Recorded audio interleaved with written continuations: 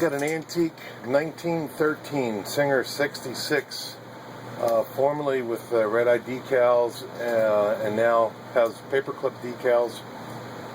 It was probably a factory or authorized service center refurb unit.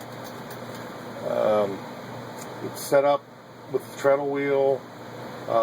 There's a hub on the back so you can mount either a motor or a hand crank.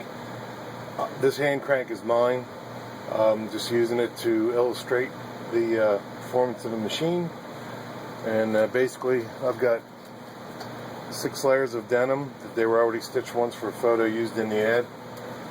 And just to show you how well the machine stitches.